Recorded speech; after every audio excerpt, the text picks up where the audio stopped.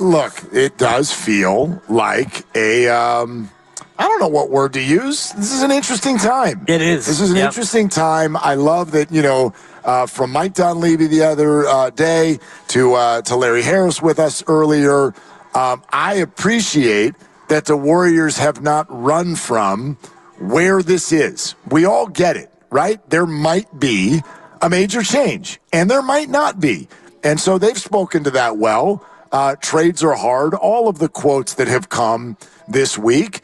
And so it's a difficult position, and that's even what I was getting at with the conversation you and I just had about Klay. There's some semantics involved. I'm not asking the Warriors to say anything different than what they've already said. They have to say it that way. If you want to talk about respecting a legend, at minimum you have to say it that way. But I'm also going to express some concern with regard to if this does weave its way back to Klay. I'm worried about his mentality based on what we've seen the last couple of years. I'd be very worried that Klay takes that to the court, to the locker room, to whatever. It's not that he's not a professional, but he clearly is someone who is more cognitive than others. Yeah. We know this, right? He internalizes things. And this is probably not the whole year. It's not gone the way he envisioned it. I think that's fair. And I think you could say that the offseason so far doesn't seem to be going the way he envisioned that as well. But I do think that when all of the dust settles and the chips fall where they may, he gets to a point where the reality sets in of where he is, whether it's here or elsewhere, what he's being paid, whether it's 2 years or 3 years or whatever the average annual is.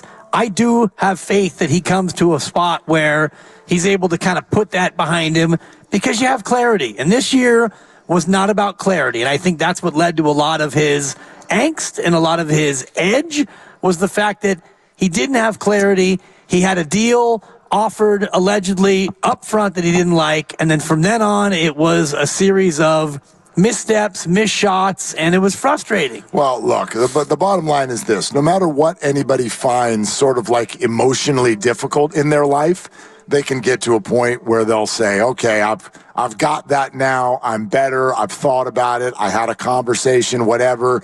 And we always think that. Oh, I'm getting better at it. But you fall off the wagon sometimes, too. Yeah, no doubt. Right? So Klay has these closed-door meetings with Steve Kerr. Toward the end of the year, you did hear him hold press conferences where he would say, listen, they've really helped me start to just, I just want to enjoy the rest of my career. I want to be thankful that I get to still come play basketball every day. That's better than what it was for a 2-year stretch when I was hurt. You'd hear that. And then the week later, you'd see something that made me feel like, oh, we're not feeling so thankful. Even to a point where, and again, we don't have clarity on this, but if you're unfollowing the Warriors on social media, that doesn't feel like someone who's just kind of in a happy-go-lucky space. And again, it's not that I don't get it. I get it. How is this not difficult? You're a legend. You've been through 2 horrific injuries. Other people who have been your counterparts have gotten signed, and now you're in this situation kind of really for the first time in your life. And I got to imagine, just like we talked with Brandon Ayuk, this can do things to your mind that are very challenging, very challenging. And some guys are built for it, and they're just like, whatever. And other guys really take it with them every step of the day. I can honestly say I'm built for this. Steve Wilkes might be built for it. Maybe Brandon Ayuk's not built for it. So That's all I'm saying. If you're right, phenomenal.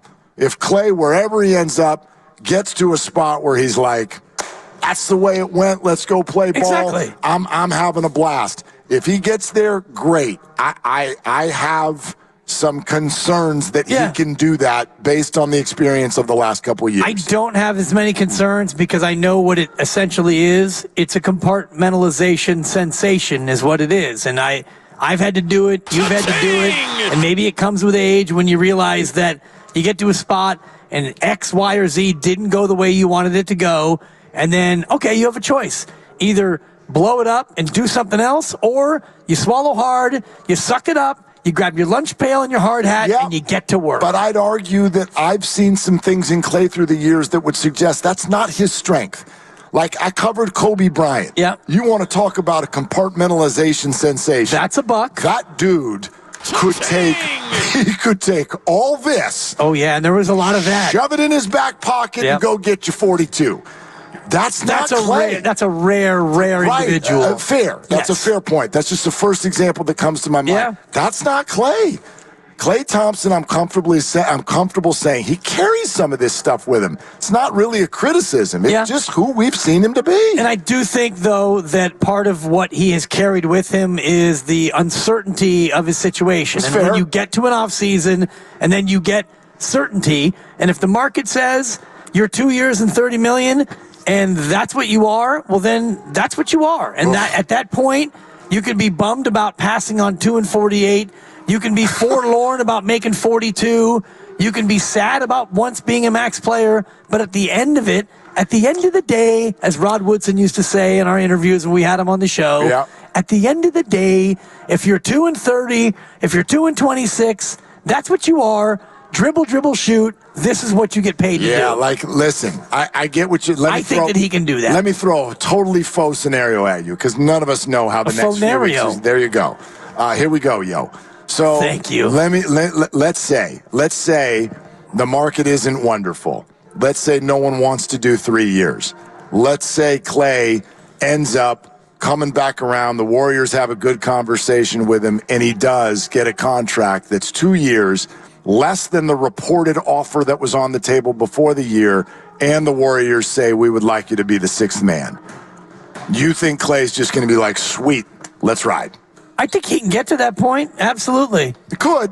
Yeah. I think he could struggle to get to that point. I think he could struggle, but you have a long time between a July 11th signing and an October 18th, I'm guessing. Sure. I don't know exactly when the opener is, but that's 3 months for you to realize how good you have it. You still get to boat to work. Rocco is still running up and jumping on your lap and slobbering on you. Life is not going to be bad. I'm not saying that. I do think with time, you can realize that life is still pretty good. Even though you wanted X and you had to settle for Y and Z, I think that you can get there. I think the uncertainty is partly what would cause him the turmoil. I wish you had this kind of faith in Draymond. Will you bring this attitude to our next Draymond conversation? I wish you were more positive on this show. I'm sick and tired of carrying the water as Captain Positivity around here. Somebody's got to keep you Dr. real. Negatron over here. Crying out loud. Draft Show's brought to you by